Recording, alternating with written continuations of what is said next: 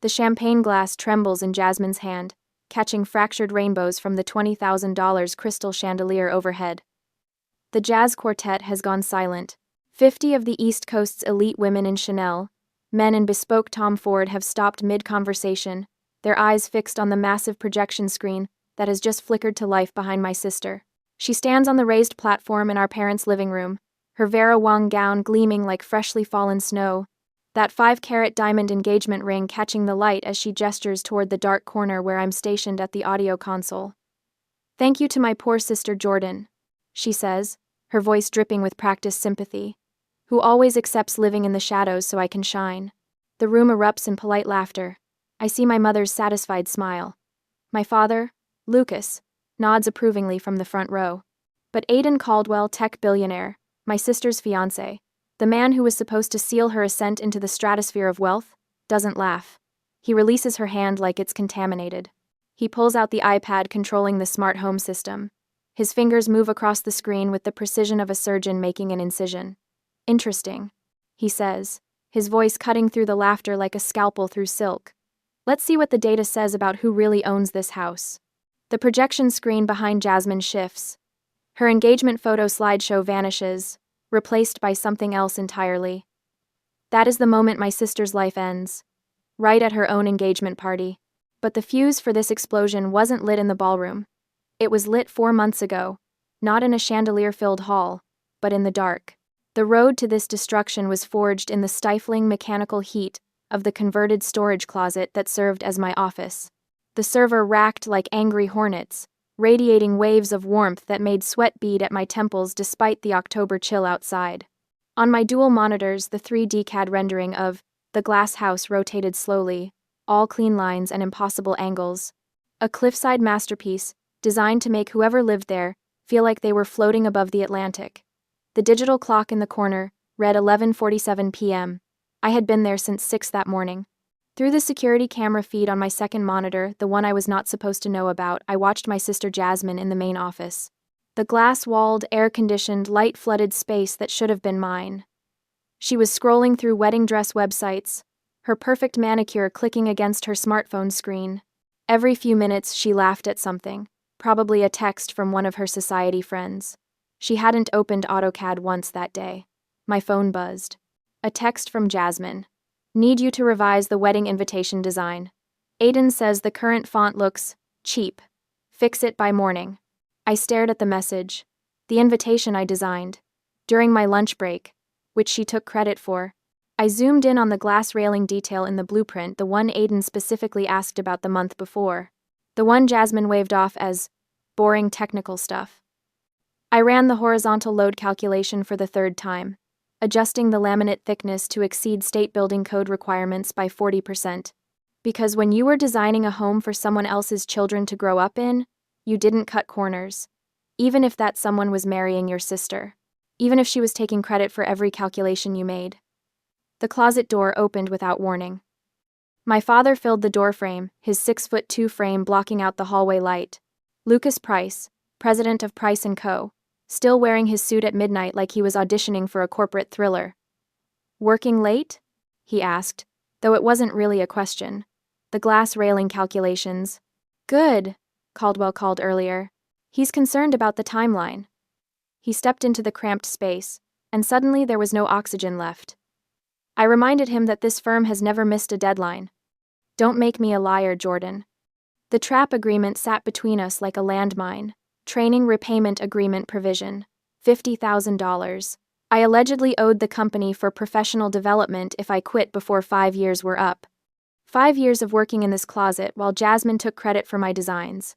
5 years of earning $35,000 annually, while she pulled $120,000 as lead designer. 3 years and 2 months left on my sentence. "I won't let you down," I said. The words automatic. Pavlovian. "You'd better not. Your sister's wedding depends on this project." He adjusted his cufflinks. "Cartier. Probably worth more than my car. Jasmine is building something bigger than you could ever understand. The Caldwell connection will transform this firm, transform our family name. Transform Jasmine," I thought.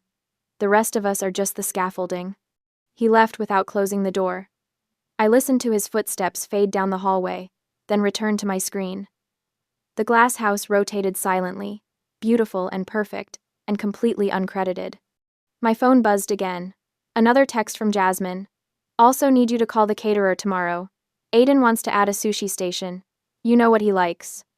I did know what he liked, because I was the one who sat through the 3-hour consultation meeting where he explained his vision for the house, where he talked about wanting floor-to-ceiling windows so his future children could watch the sunrise over the ocean, where Jasmine scrolled through Instagram and said, "Yes, honey," at appropriate intervals. I saved my work and pulled up my personal folder hidden 3 subfolders deep, password protected.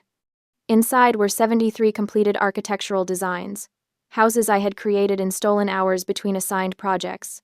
Each one signed, Jordan Price, Architect, in the bottom right corner. In this folder, I existed. I was about to close it when I noticed the file properties. Total hours logged, 1,847.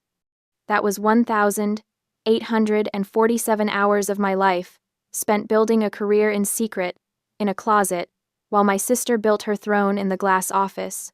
The cursor hovered over the delete button. It would have been so easy, erasing the evidence of my own ambition, accepting that Jasmine was the architect and I was just the ghost in the machine. Instead, I created a new folder. Titled it, Evidence. I did not know why yet, just instinct. The following morning, the conference room smelled like expensive coffee and Jasmine's Tom Ford perfume. Aiden Caldwell sat at the head of the table in a charcoal suit that probably cost more than my annual salary, his tablet opened in front of him. My sister perched beside him in a white power suit, her engagement ring prominently displayed every time she gestured. I was tucked in the corner, labeled Technical Assistant on the meeting agenda. My role: take notes, stay silent, provide information only when directly asked.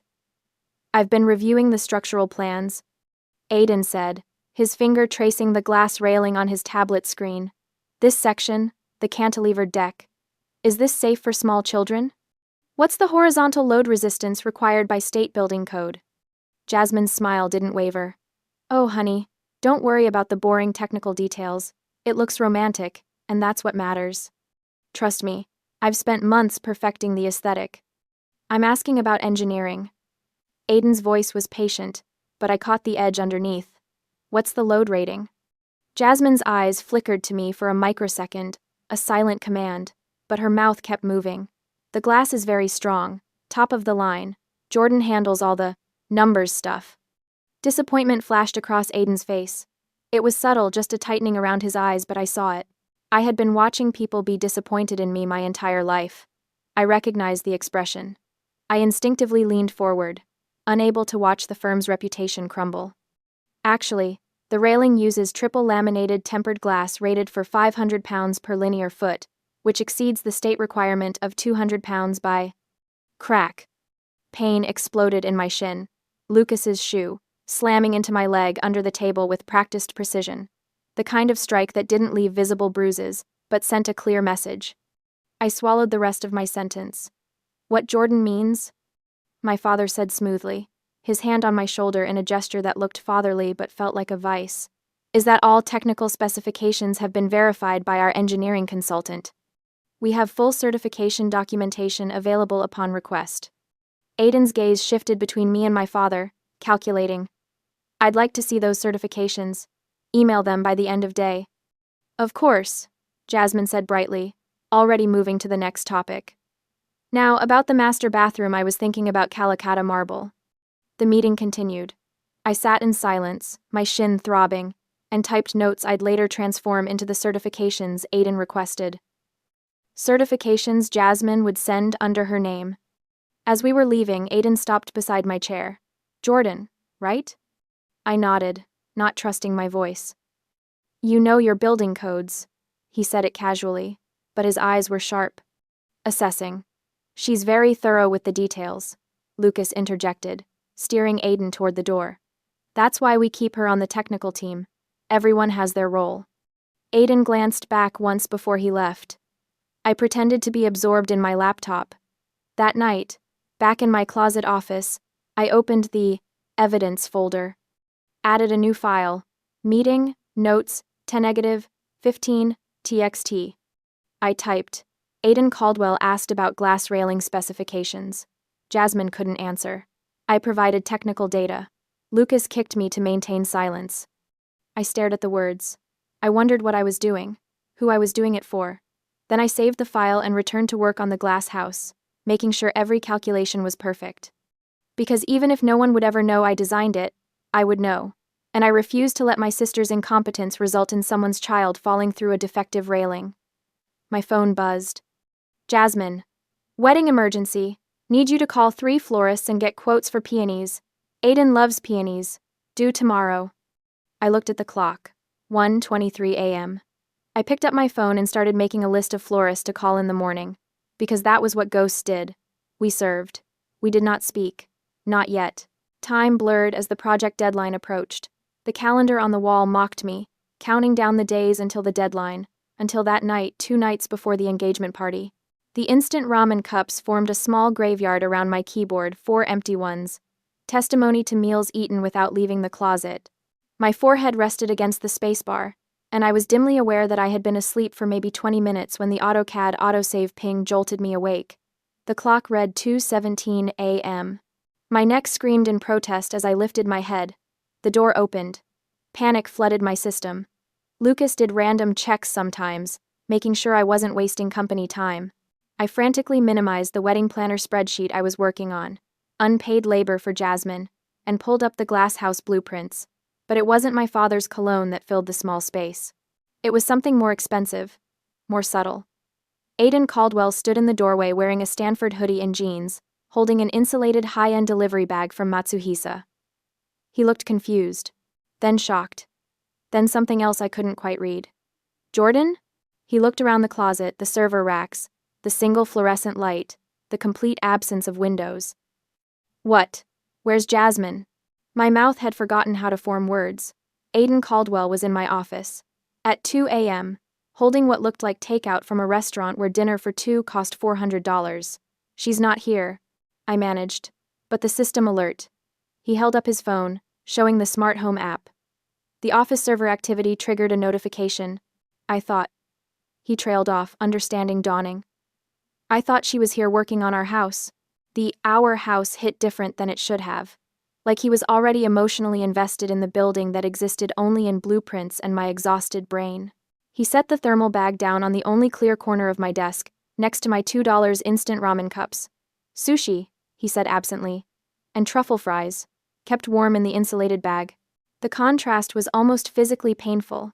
Truffle fries and artisan sushi next to preservative-laden noodles. Jasmine told me you didn't know how to use AutoCAD, he said slowly, his eyes on my screen. She said you were just support staff. I didn't respond. Couldn't respond. The fear was still too ingrained. Aiden leaned closer to the screen, and I resisted the urge to minimize it. He was seeing the detailed cross-sections I was working on, the specific safety adjustments he had asked for 3 months prior. The ones Jasmine said were too complicated to implement. He straightened, pulled out his phone, and opened something. The edit logs, he muttered, scrolling. The system tracks every user's time in AutoCAD. My heart hammered against my ribs.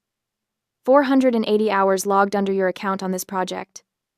He looked at me, and there was something dangerous in his expression. Not angry. Colder than that. Jasmine's account shows 2 hours, both spent renaming files. The last active login was 14 weeks ago. The fluorescent light hummed above us. The server racks maintained their angry hornet symphony. I waited for the world to end.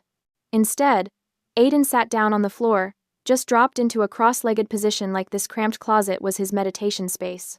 He opened the thermal bag and pulled out a container of sashimi. When was the last time you ate something that didn't come from a microwave? He asked. I don't know. He held out the container. Eat. Then tell me what the hell is going on. I should have refused. Should have maintained the illusion. But I was so tired, and the tuna belly looked like jewels, and something in Aiden's expression said he already knew the truth anyway. I took the container. The first bite made me want to cry. She's at Avalon, I said quietly. The club downtown. Bottle service with her friends. Aiden's jaw tightened. While I thought she was here working on our future home. She does this a lot. The words tumbled out before I could stop them. She has me log into her laptop remotely and move the mouse every 20 minutes so the system shows activity. Makes it look like she's working late. Jesus Christ. He scrubbed his hand through his hair. What else? And maybe it was exhaustion, or maybe it was the fact that someone was finally asking. But I told him. The trap agreement, the stolen trust fund, the wedding planning I did unpaid. The meeting where Lucas kicked me for speaking up, the 4 years of designing buildings that would have Jasmine's signature in the corner. Aiden listened without interrupting. His expression got progressively more glacial. When I finished, he was quiet for a long moment. Then, I came here because I thought I was marrying someone dedicated to building beautiful things. Someone who understands that architecture is about creating spaces where people build their lives. He looked at the screen, at my blueprints. I thought I was marrying an architect. Jasmine is a fraud, he said it clinically, like diagnosing a software bug. And I'm an idiot who was so caught up in the aesthetics that I didn't check the source code. He stood, pulling out his phone. I need you to help me run a forensic audit. Every project file, every financial transaction, every communication log. Can you do that? If Lucas finds out, your father's trap agreement is worth less than the paper it's printed on. My legal team will shred it in about 48 hours. Pro bono. He met my eyes. I will not marry a fraud, Jordan, and I will not let your family trap you in this closet for another 3 years. Help me compile the evidence, and I'll set you free. Freedom. The word sounded foreign. Impossible. What's the catch? I asked. No catch. Just one condition. I need the absolute truth. Every file, every discrepancy, everything they've stolen from you. Can you do that without your fear getting in the way? I thought about the evidence folder buried in my hard drive. The meeting notes, the work logs. 4 years of documentation I'd been keeping without knowing why. I can do that, I said. Aiden extended his hand. Not for a handshake for my phone. Give me your number. We'll coordinate through a secure VPN. Nothing they can trace. I handed over my phone. I watched him type his contact information. When he handed it back, his name was listed as technical consultant in my contacts. Innocuous. Smart. 48 hours, he said, heading for the door. Then we burn it all down. After he left, I sat in the silence of my closet office, holding a container of $80 sushi, and let myself imagine what freedom might look like. Then I opened the evidence folder and got to work. The sun rose on the day before the engagement, casting long shadows across my bedroom floor. I was holding a navy blue dress I had bought from a clearance rack for $89. It meant 2 weeks of skipped lunches and walking 3 miles each way to save on gas. But when I looked in the mirror, I saw someone who might exist outside a storage closet. Someone who might attend her sister's engagement party as a guest rather than as help. I was holding the dress when my mother walked into my bedroom without knocking. What is that? Meredith Price asked, her former model posture making even her bathrobe look regal. It's for tomorrow night. For the party. Her hand shot out, snatched the dress from my grip. Are you trying to upstage your sister? It's navy blue. It's modest. I just thought. You thought wrong. She balled up the dress and threw it in my wastebasket. From her other hand, she produced a black, shapeless garment that looked like a janitorial uniform. You're working at the tech booth. You wear this. Jasmine is the queen tomorrow night. You are the help. Wear this and stay in the shadows. In the past, even 3 days prior, I would have cried. Would have retrieved the dress from the trash after she left and cried over the wrinkles. I would have hated myself for wanting something as simple as looking presentable at a family event, but that day, I thought of the USB drive in my pocket, the one loaded with 3 months of forensic analysis. Bank statements showing $200,000 in construction materials that were actually charged at Hermès, Louis Vuitton, and the Four Seasons. Server logs proving I designed every building Jasmine had taken credit for. Text messages she sent her ex-boyfriend. I took the black uniform from my mother. Bowed my head. Yes, ma'am. She looked satisfied. Good girl. Remember, Jordan family comes first. Your sister's happiness is all that matters. After she left, I picked the navy dress out of the trash, smoothed out the wrinkles, and hung it in the back of my closet. Not to wear tomorrow, but to remind myself what I was fighting for. My phone buzzed. A text from technical consultant. Phase 1 complete. Legal confirmed. Trap agreement contains 14 violations of state labor law. It's void. Are you ready for Phase 2? I typed back, ready. 3 dots appeared. Then, good. Because tomorrow night, we're going to redefine what family comes first actually means. Later that afternoon, the VPN connection was established at 4:47 p.m. Jasmine was at the Ritz Day Spa, getting the full bride treatment, $800 of facials and massages that she charged to the glass house construction budget. My parents were at the estate, directing the party setup. I was alone in the office, with full access to every file in the company server. Okay. Aiden's voice came through my headset, calm and methodical. I'm running a custom script to cross-reference the glass house budget against external vendor databases. It'll chew through the raw data faster than we can manually. Start with the materials.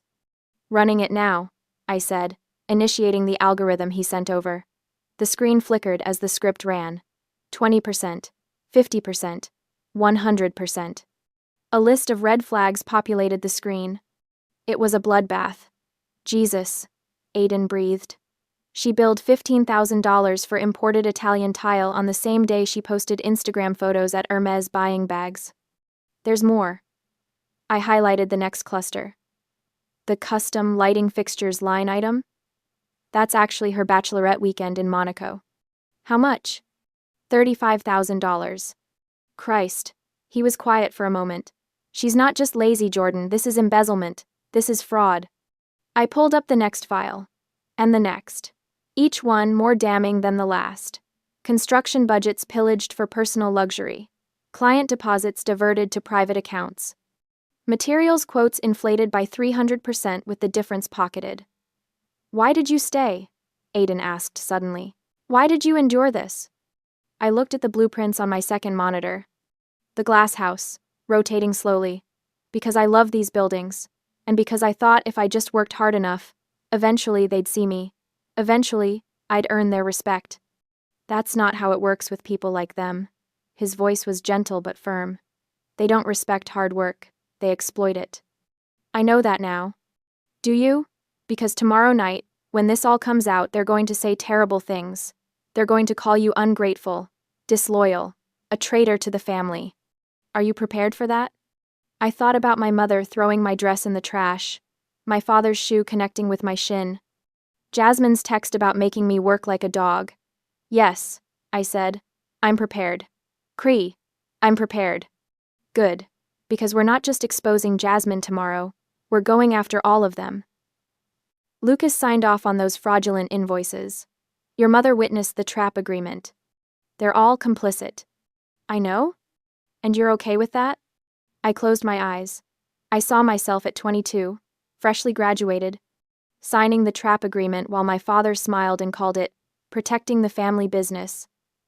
Saw my grandmother's trust fund, $50,000 meant for my future transferred to buy company shares in Jasmine's name. I saw 4 years of my life spent invisible in a closet, while they built an empire on my uncredited work. Family doesn't trap you in debt. I said. Family doesn't steal your future. Whatever I had with them, it wasn't family. No, Aiden agreed. It wasn't. We worked through the evening, compiling the final presentation. Every slide was a kill shot. Every piece of evidence was irrefutable. By 11 p.m., we had something that would make a prosecutor weep with joy. Tomorrow night, Aiden said, I need you to do exactly 3 things. First, set up the presentation on the projection system but keep it hidden until I give you the signal. Second, make sure the intercom in the tech booth is live. I want audio documentation of everything. Third, when it's over, walk out the front door and don't look back. Can you do that? Yes. Jordan. His voice softened. After tomorrow, your life changes completely. Are you ready for that? I thought about the Vermont property listing I'd been secretly browsing. The studio space with massive windows. The sign I'd already designed in my head. Jordan Price, architect. I've been ready for 4 years, I said. Then let's go build you a new life. 30 minutes before the first guest arrived, the engagement party had transformed our parents' estate into something from a magazine spread. White roses everywhere, $12,000 worth. I knew because I vetted the florist's quote.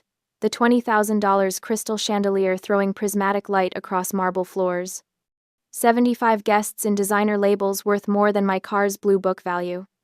And me, in the black uniform, tucked in the dark tech booth in the corner, wearing headphones, surrounded by audio equipment and the laptop controlling the presentation system, invisible, as always.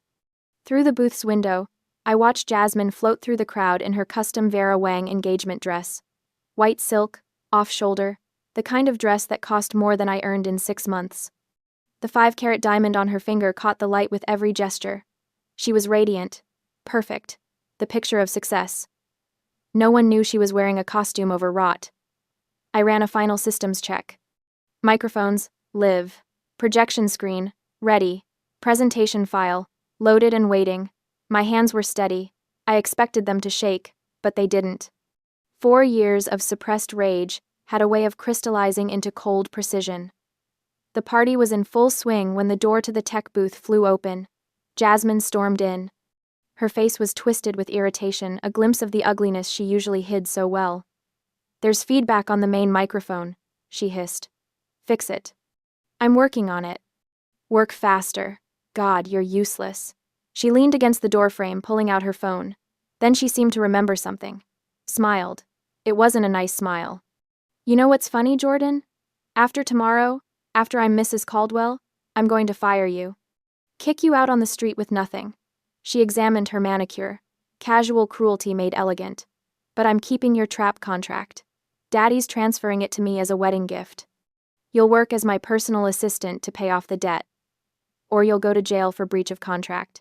Your choice." My hands paused on the keyboard. Personal assistant? Oh, you'll love it. Picking up my dry cleaning, scheduling my hair appointments, making sure my coffee is the right temperature. All the things you're actually qualified for. She stepped closer, her voice dropping to a whisper. "You'll spend the rest of your life in my shadow, where you belong.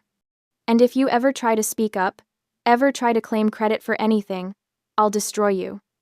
I'll tell everyone you're a jealous, delusional liar who tried to sabotage your own sister's happiness."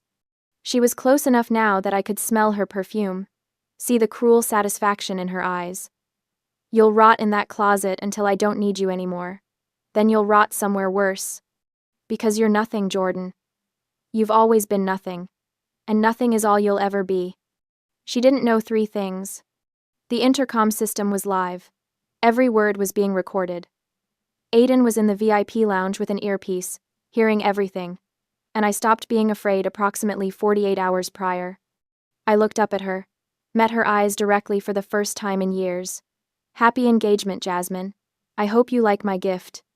Confusion flickered across her face. "What gift?" "You'll see." She stared at me for another moment, then scoffed and left. Through the window, I watched her rejoin Aiden on the platform, instantly transforming back into the radiant bride-to-be. But Aiden's body language had changed.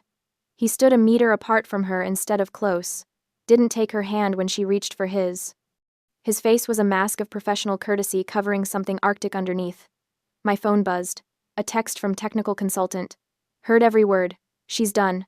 Stand by for my signal." I put on my headphones, pulled up the presentation file, and waited for the moment that would change everything. Through the window, I saw the jazz quartet positioning for Jasmine's toast. The guests gathered with champagne glasses. My parents stood proud and satisfied in the front row. They had no idea the floor was about to drop out from under them. My finger hovered over the enter key. Showtime. And now, we are back at the beginning. Time 0. Jasmine ascends the platform like she's mounting a throne.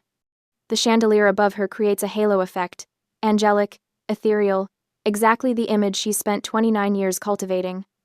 She raises her champagne glass, and the crowd falls silent in that expectant way that means someone important is about to speak. "Thank you all for coming tonight." She begins, her voice clear and confident. "This has been such an incredible journey, and I'm so grateful to share this moment with the people who've supported me." She pauses for effect, then turns toward my dark corner. Especially my sister Jordan, who's always accepted her place in the shadows so I can shine. It takes a special kind of person to be satisfied with so little, to never want more than what they're given. Thank you, Jordan, for being that person. The room laughs. Polite, condescending laughter. My mother dabs at her eyes like Jasmine just delivered a touching tribute instead of a public humiliation. Lucas nods approvingly. But Aiden doesn't laugh. He releases Jasmine's hand she has to grab at air when she reaches for him again. He pulls out the iPad controlling the smart home system, his face absolutely neutral. It's the expression I imagine he wears during hostile takeover negotiations. Interesting, he says into the microphone, his voice cutting through the laughter like a blade through silk. Let's see what the data says about who really deserves to shine. He looks toward the tech booth, makes direct eye contact with me through the window. I press enter. On my control monitor, the feed changes. I know the massive 100-inch screen behind Jasmine is mirroring exactly what I see. Her carefully curated engagement slideshow, professional photos of the happy couple, romantic shots at sunset, images of them touring their future home vanishes. Replaced by something else entirely. Slide 1. Work logs, the Glass House Project. Jordan Price, 480 hours logged. Jasmine Price, 2 hours logged last active. 14 weeks ago. File renaming operations only. The room goes quiet, not the expectant quiet from before. Something heavier. That's just technical back-end stuff. Jasmine says quickly, her voice faltering. Jordan handles the boring computer work while I focus on the actual design. Aiden clicks to the next slide. Slide 2. Text message exchange. Between Jasmine Price and Marcus Vance, September 3rd. Jasmine. Aiden is boring but loaded. Once we're married, I'm taking his black card and shopping until I drop. Jordan will have to work like a dog so I can relax. Marcus. Cold-blooded. I love it. Jasmine. The best part? I'm making Jordan work as my personal slave after the wedding. She's so pathetic she'll actually do it. The crowd's murmur is no longer polite. It's a shock, disgust, the sound of social standing crumbling in real time. Jasmine's face has gone white. That's fake. That's someone doctored those texts. Aiden, honey, you know I would never. Next slide, Aiden says coldly. Slide 3. Financial records. Glass house construction budget. Material discrepancies. $15,000 imported Italian tile.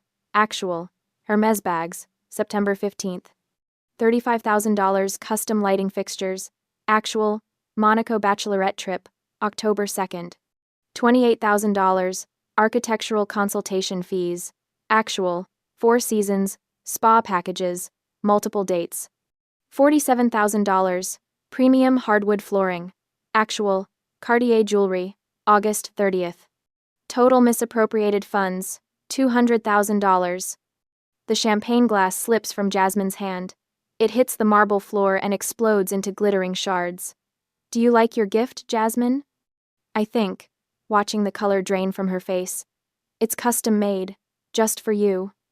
Those were legitimate business expenses, my father says, stepping forward.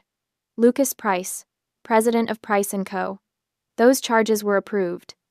By you. Aiden clicks again. Which makes this conspiracy to commit fraud. Slide 4. Authorization signatures. Every falsified invoice, every fraudulent charge, bearing my father's signature. Every inflated quote and diverted deposit approved by Lucas Price himself. This is a misunderstanding, my father blusters, but his face has gone gray. We can explain the accounting. To the IRS? Aiden gestures to his phone. Because I've already forwarded these documents to federal investigators. They're very interested in your creative bookkeeping. My mother grabs my father's arm. Jasmine is frozen on the platform, her perfect facade cracking like porcelain under pressure. Aiden reaches up and rips the white rose boutonniere from his lapel. He throws it on the floor, into the empty space separating him from Jasmine, a jagged line drawn in crushed petals. Jasmine, I will not marry a fraud. His voice is clinical now, the warmth completely gone. Under state law, this ring is a conditional gift. Since the marriage will not occur due to your fault, you're required to return it, immediately. Aiden, please. Jasmine's voice breaks, actual tears now, smearing her professional makeup. I can explain. You can explain to your lawyer. He turns to my father. Lucas, I'm formally suing Price & Co. for contract fraud, misrepresentation, and embezzlement. I'm seeking $1.5 million in damages. Good luck explaining that missing $200,000 to the IRS. The file was automatically forwarded when I activated this presentation. My father's face transforms from gray to crimson. You arrogant. You can't just. We have contracts. Legal protections. Your contracts are built on fraud. They're worthless. Aiden's voice could freeze nitrogen. And speaking of worthless contracts, he turns toward the tech booth. Toward me. Jordan Price. I've purchased your trap agreement debt from your father for $1. As of 6 p.m. today, that contract is void. I've also transferred $240,000 to your personal account back payment for 480 hours of architectural work at the industry standard rate of $500 per hour. You are free. The room spins. $240,000. Free. Additionally, Aiden continues, I'm offering you a position as lead architect on the Glass House project. Your project.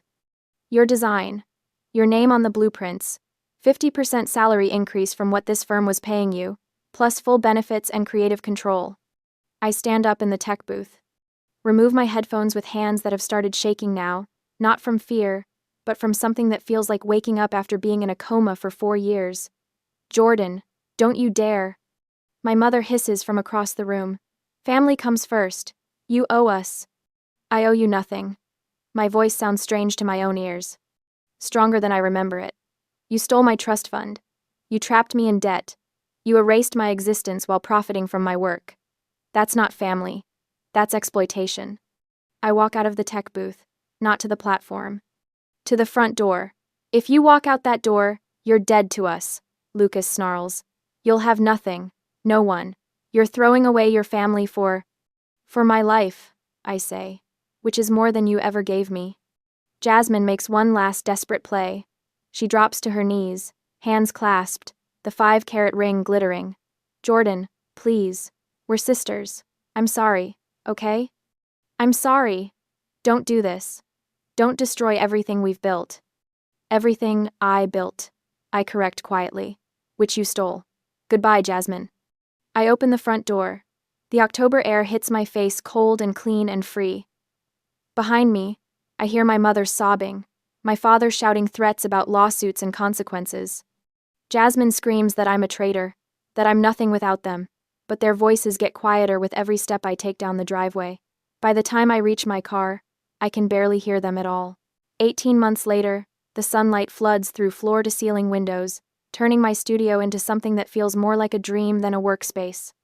The view from my Vermont property stretches across snow-covered hills, no glass walls boxing me in, no server racks humming their angry song, just space, light, air. The sign outside reads in clean modern letters, Jordan Price Architects, my name, my firm, my designs. I'm reviewing blueprints for a sustainable housing project, 3 families who saved for years to afford custom homes. Nothing like the Glass House's luxury budget, but the work means something. These clients cry when I show them the renderings. They're building futures, not status symbols. My assistant, Claire, a recent architecture grad who reminds me of my younger self, pokes her head through the office door. Boss, Caldwell Group is online too. They want to discuss a new project. I smile, picking up the phone. Aiden, what impossible building do you want me to create this time? Something challenging. His voice is warm. We've maintained a professional friendship. He's referred 6 major clients to my firm. A children's hospital. Needs to feel hopeful, not clinical. Thought of you immediately. Send me the brief. I'll have concepts by next week. After we hang up, I walk to the window with my coffee. Actual good coffee, not instant, and look out at the landscape.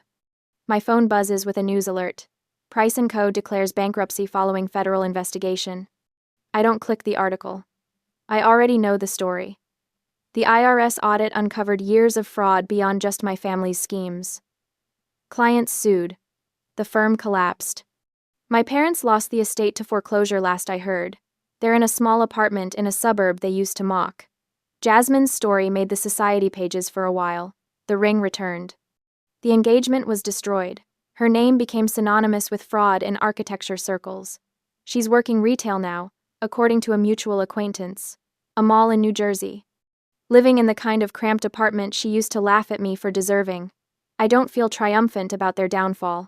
I don't feel vindictive. I just feel free. The glass house was eventually completed with my name in the corner of every blueprint, my signature on every structural document. It won 3 design awards. Started my career in a way the closet never could.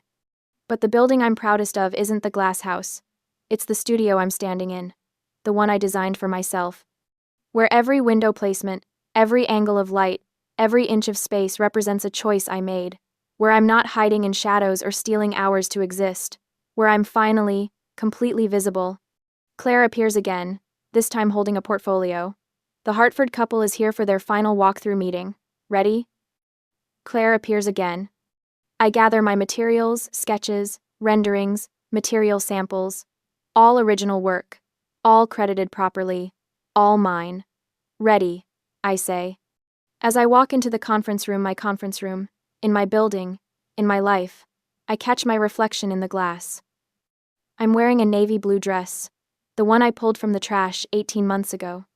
The one I saved as a reminder. I don't need reminders anymore, but I wear it anyway, because the woman in this dress isn't the ghost in the closet. She's the architect who built herself a new life, from the ashes of the old one, and she's just getting started.